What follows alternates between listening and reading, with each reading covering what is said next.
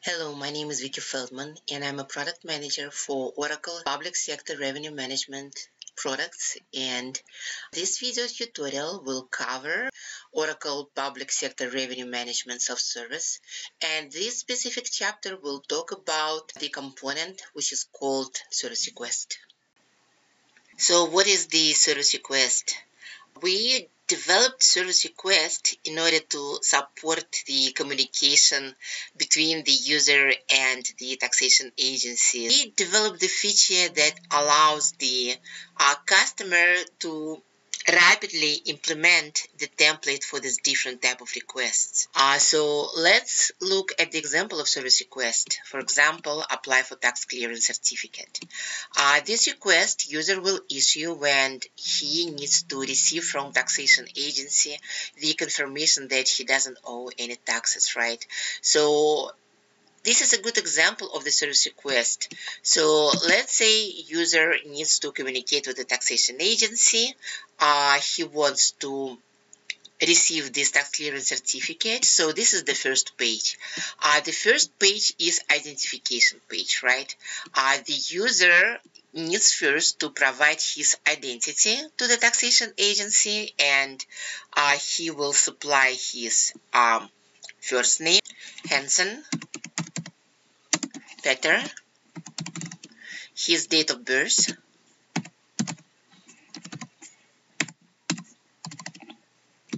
his taxpayer type, identifier type, and social security, right? He will hit continue, and the identification data was sent to the backend system PSRM. PSRM validated it. The identifiers are valid. So now this is the second page, actual request. It's an email address. So I'll put mine.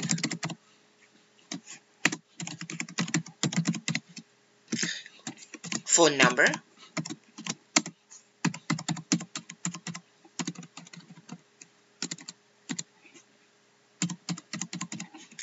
And purpose. Okay, so now I'm saying submit the request. So request is sent to PSRM. PSRM processes the request and send back the confirmation number. So for any request sent to PSRM, PSRM will generate confirmation number, and this confirmation number will be returned back to taxpayer, and this number is used for the tracking. Okay, so in response to this request, backend generated the actual certificate that was sent to the taxpayer, and if we look at this certificate, it confirms that the user doesn't owe any taxes, and this is the response to this request. That was just an example of the service request, and there can be multiple requests like that. So let's actually look how the requests are implemented, right? So in order to show how to implement request, I need to log on like administrator and go to configuration panel. So configuration panel has the feature which is called service request. So let's look at the service request that I just showed you, which is tax clearance certificate, right? So this is this request. So let's look at how service request can be constructed. When you define service request, you need to define a certain attributes, right? You need to define the category. You need to define processing method, and processing method, the request can be either sent to the backend application and processed there via web service, or it can be emailed to the team which is responsible for processing requests of this type. For example, the user wants to complain that there are certain issues with the website. A request of this type can be sent as an email to technical support team. But if user requests the extension, filing extension, this request needs to trigger certain operations in the backend. So the processing method will be web service, and the request will be sent as the web service.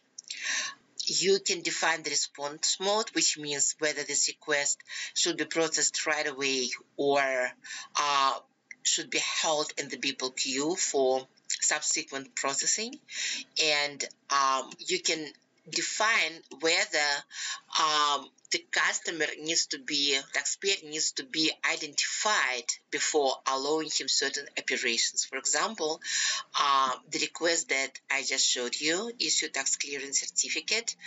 If the user is not registered, you may want to request that he first submit his credential, right? It's going to be a two-step operation. First, user submit his credential and system identify him, and only after that, the actual request can be submitted. So if you want the user to go through identification process before allowing him to submit the actual request, you would need to specify here identification request, and I'll show you the identification request for tax clearance certificate a bit later. Then you define the appearance of this request. And appearance of this request is basically which information will be shown on header and on footer, right?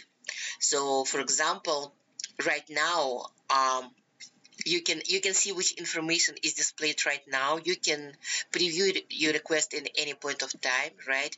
And this is the information which is defined on footer, on header, and this is the information which is defined on footer. So I can go and change this information in any time. Let's say that I want to change the text. When I add more information, specify request, adding information about you. So now if I say preview, I need to save it first. So if I say preview now, you will see that the text here was changed. So in the appearance panel, you define which information will be shown on header and in the footer of the request, and the field section let you define the actual fields that will be shown to the user. So let's look at the information which is defined right now.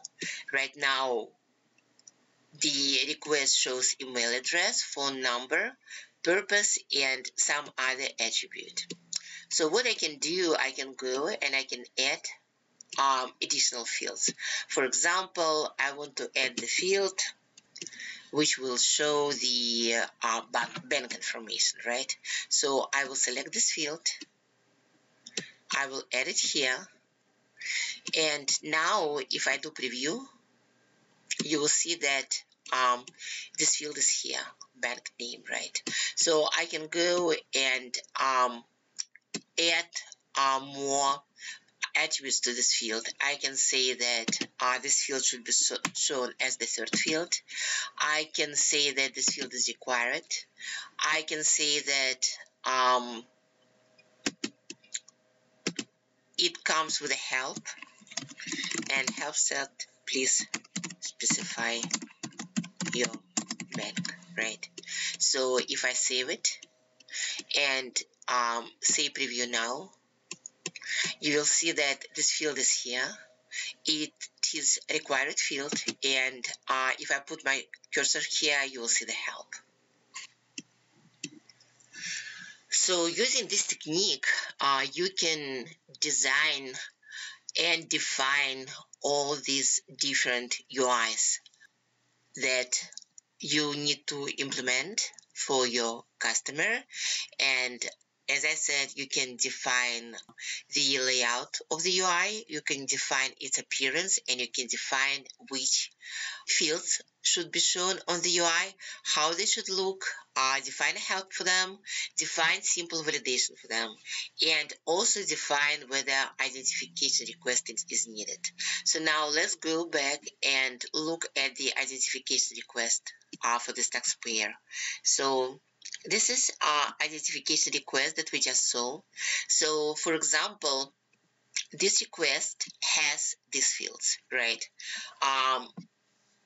In our example, the customer needs to receive this information from taxpayer, and information includes name, date of birth, taxpayer type, identifier, and this is the information that must be sent to the backend for the validation. But It's totally business specific, and your customer may decide that totally different subset of the attributes are needed, and then you would need to configure different identification requests which will be used to identify the taxpayer, right? So when I go and I say apply for tax clearance certificate, right, what the system is going to do is going to show me as the first page, the page which is our identification page, right?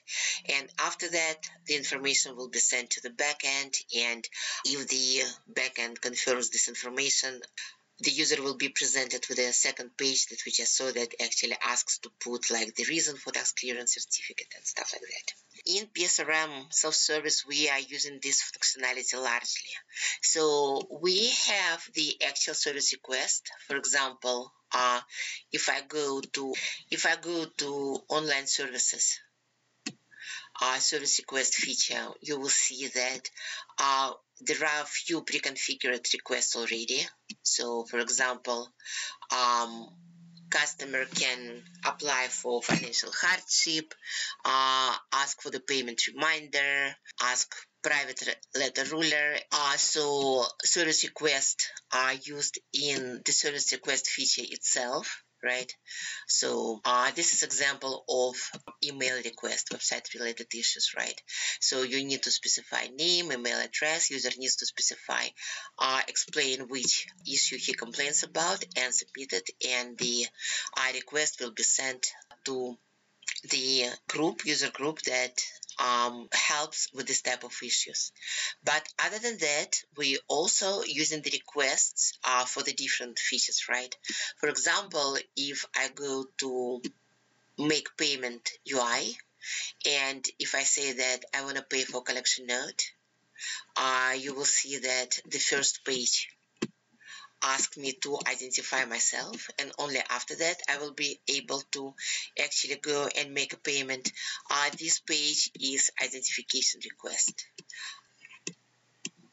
So, for example, if a user wants to get an access to his tax accounts and he needs to issue enrollment request, the first page of the enrollment request, where user must provide his identifiers using which the system will determine which accounts he can access, is also implemented as a service request.